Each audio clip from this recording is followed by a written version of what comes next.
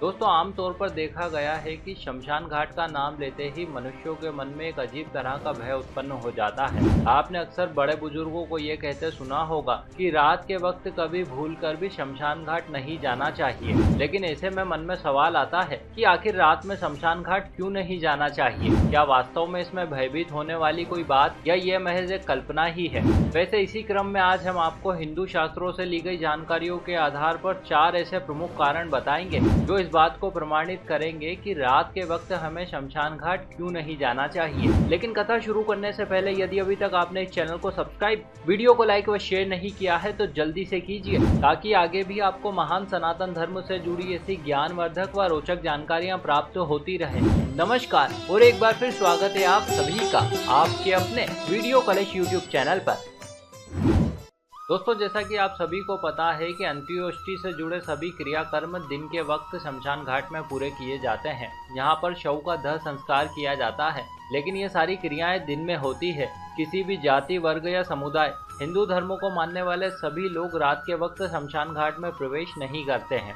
गरुड़ पुराण हमें इस संदर्भ में विस्तार से जानकारी प्रदान करता है। वैसे दोस्तों आमतौर पर देखा गया है कि शमशान घाट में न सिर्फ शवों का अंतिम संस्कार किया जाता है, बल्कि यहाँ पर कई अघोरी और तांत्रिकों का जमावड़ा होता है। आमतौर पर ये लोग समाज से कटे हुए होते हैं और अपनी शक्तियाँ बढ़ाने के लिए कई प्रकार की साधनाएं करते हैं। आमतौर पर ये साधनाएं गुप्त रूप से की जाती है, इसीलिए इन्हें करने का प्रमुख समय रात का होता है और स्थान होता है शमशान भूमि। जी हाँ दोस्तों, अघोर पंथ के अंतर्गत शमशान भूमि वो भूमि है जो गुप्त साधना करने वालों के लिए स्वर्ग के समान मानी गई है। तंत्र साधना के अंतर्गत आमतौर पर अघोरी 3 प्रकार के प्रमुख तंत्र साधनाएं करते हैं, जिसके अंदर शमशान साधना, शिव साधना और शव साधनाएं प्रमुख है। वैसे आम जनमानुष को इन साधनाओं के बारे में बहुत ही कम जानकारी होती है और वैसे उसे इन साधनाओं के बारे में जानने की आवश्यकता भी नहीं पड़ती है। आमतौर पर ये साधनाएं बहुत ही भयानक होती है। कहते हैं जब ये साधनाएं की जाती है तब उस समय वहाँ पर कई प्रकार की नकारात्मक शक्तियाँ उपस्थित हो जाती है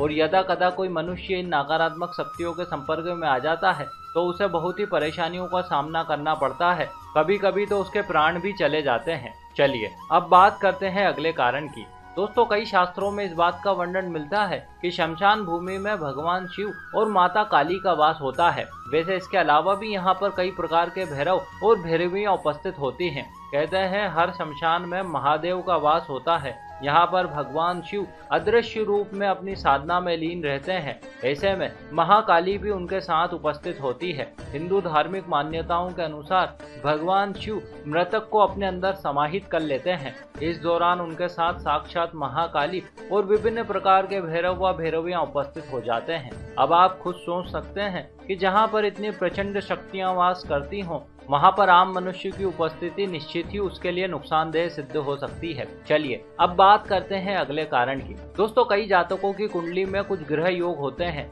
जिसकी वजह से वो आसानी से नकारात्मक शक्तियों के प्रभाव में आ जाता है। इसीलिए ऐसे व्यक्ति जिसकी ग्रह दशा बिगड़ी हुई हो, उसे रात के समय शमशान घाट में नहीं जाना चाहिए। भले ही आप में से कुछ लोग इस बात को अंधविश्वास मानते हो, लेकिन आपको ये जानकर आश्चर्य होगा कि धार्मिक तथ्यों के अलावा भी कई प्रकार के मनोवैज्ञानिक तथ्य ऐसे हैं जो इस बात को प्रमाणित कर चुके हैं कि रात में नकारात्मक शक्तियां ज्यादा सक्रिय हो जाती है और ये शक्तियां कमजोर मनुष्य को बहुत ही आसानी से अपना शिकार बना लेती है। चलिए अब बात करते हैं अगले कारण की। दोस्तों आपने देखा होगा कई लोग अकेले रहना पसंद करते हैं। ऐसे लोग बहुत ही ज्यादा सोचते हैं। आमतौर पर ये लोग भावुक प्रवृत्ति के होते हैं, अतः ऐसे लोगों को शमशान घाट से दूर ही रहना चाहिए, क्योंकि ये लोग जब किसी प्रकार की नकारात्मक शक्ति के संपर्क में आते हैं तो ये शक्तियां इन पर आसानी से हावी हो जाती है और ये लोग अपना संतुलन खो देते हैं। वैसे इस प्रकार की शक्तियों से महिलाएं आसानी से पीड़ित हो जाती है। कभी कभी ये भी देखा गया है कि खुशबू व इत्र जैसी चीजें भी नकारात्मक शक्तियों को ज्यादा आकर्षित करती है। इसीलिए शमशान भूमि पर जाते समय किसी भी प्रकार की खुशबू का प्रयोग नहीं करना चाहिए। वैसे दोस्तों इस सृष्टि के रहस्यों को समझना आसान नहीं, लेकिन आप इतना जरूर मान सकते हैं कि इस ब्रह्मांड में 2 प्रकार की शक्तियां वास करती है। एक शक्ति होती है सकारात्मक, जबकि दूसरी होती है नकारात्मक। सामान्य मनुष्य के लिए सकारात्मक शक्ति ही सर्वोच्च मानी गई है। यदि आप सीधा साधा और सरल जीवन जीना चाहते हैं तो हमेशा सकारात्मक शक्तियों से जुड़े रहें।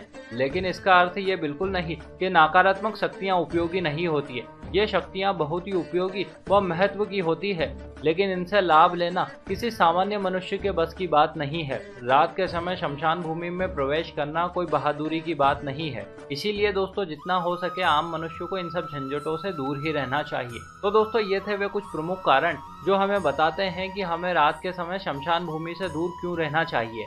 इसी के साथ हमारी ये जानकारी भी यहीं समाप्त हुई। आशा करते हैं आपको हमारा प्रस्तुतिकरण व प्रयास जरूर अच्छा लगा होगा। आपने हमें इतने प्रेम से सुना, इस सब के लिए आपका बहुत बहुत आभार। जल्द ही मिलेंगे आपसे अगले वीडियो में, तब तक के लिए नमस्कार।